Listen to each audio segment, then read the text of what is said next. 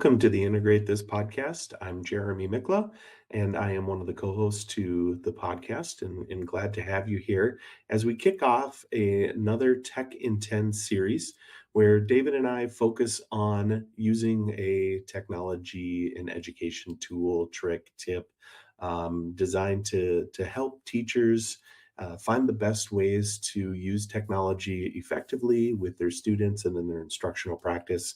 And this series of 5 episodes is going to focus on ChatGPT for teachers. Now, ChatGPT, I'm sure you're all familiar with, has been around for quite some time, but recently, OpenAI, the maker of ChatGPT, has come out with an educator version that is free for all teachers through 2027. So definitely some time to take advantage of all of the things that it has to offer. And so we want to give you a little bit of an idea of how this Chat GPT for Teachers platform works, how to get an account, and how we can use it in several different ways to improve instruction, to improve our practice as professional educators. So first off, let's just take a look at Chat GPT for Teachers and what that will look like as you try to create your Chat GPT for Teachers account.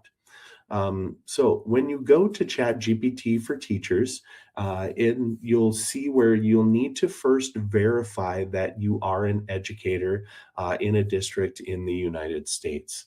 And you do that through their verification process. So I'm going to click on the Get Verified link here, and it will ask you to confirm that you are a teacher, and you will click on that Verify Status. And once you do that, you're going to have to enter in some required information, and they're going to use that to help verify you are who you say you are, which might include adding your school name, your school email address.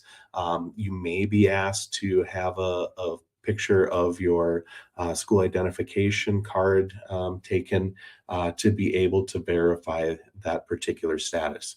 But then once you do, you'll be able to access that account.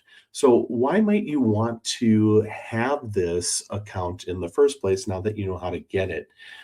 There are some definite benefits that are going to be involved in using this particular type of account. One of those things is that you're able to tailor it to what your classroom needs are.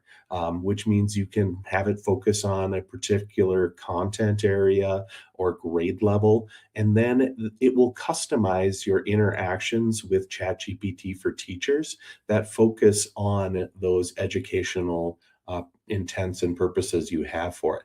The other important thing here that I want to point out as part of these accounts is that they go to the extent of protecting your data in ways that are compliant with other data privacy laws that many schools and states have to face.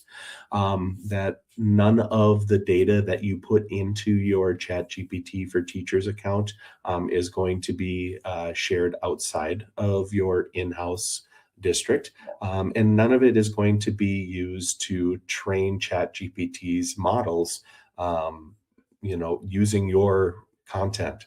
Another great possibility that you have with this is to be able to share some of your created materials and content with other educators in your school, your department, what have you. And so those are some good reasons I think why teachers would want to use their Chat GPT for Educators account. I also want to point out here that you may have a Chat GPT account of your own that is maybe might be using the same email address, but you don't want it to be linked to the teacher version of it because perhaps maybe you use it for other things. You are able to have more than one type of an account associated with your email. And I'll just show that to you here as I look at my ChatGPT for Teachers account. I went and went through the verification process here. And if I click on my name in that lower left-hand corner, you'll see that I have two different versions of ChatGPT. The instructional technology, think of that as my teacher account, because that's my class, right?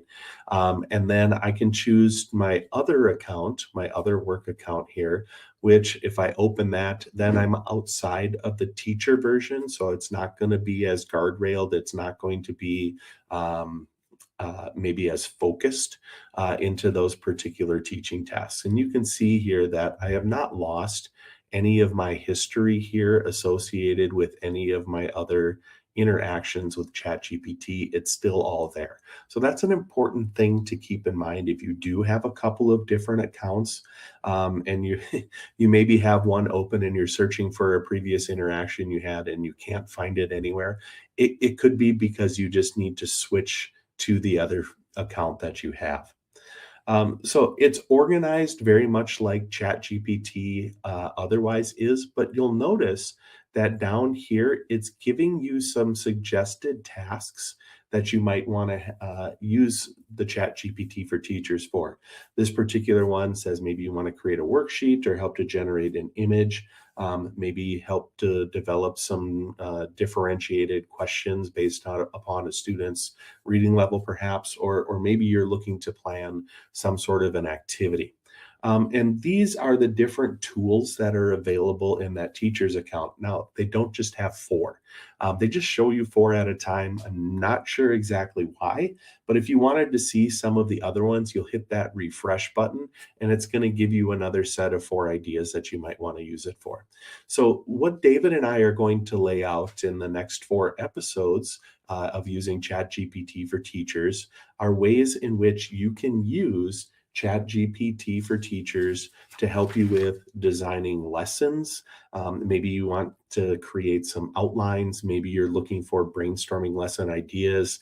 Maybe you're trying to create some activity that's a little more engaging than what you've done in the past. And so we'll have an episode on that. The next episode will focus on designing materials that you might use within those lesson plans, whether it's maybe creating a worksheet, maybe helping to create some flashcards for an activity or a review that you might have, maybe help with designing some content based upon sources that you've used in the past, and maybe helping you to develop some sort of presentation that you might want to use. The next episode will focus on designing assessments. We'll take a look at writing quizzes or tests, maybe creating some alternative authentic assessments that you might be able to use with your students. And so we'll focus on that in one of the episodes. And finally, the last one that we'll have in this series will focus on some of those productivity tools or workflow enhancements that you can definitely add to your practice, maybe like helping to summarize content or writing a material, maybe drafting a report that you need to send on to an administrator or to a special education teacher, or developing some sort of checklist for activities that you might need to make sure you get done in a particular day. So we look forward to having you join us with those individual breakout Tech in 10 sessions. And so we look forward to bringing those to you here. And thank you for tuning in.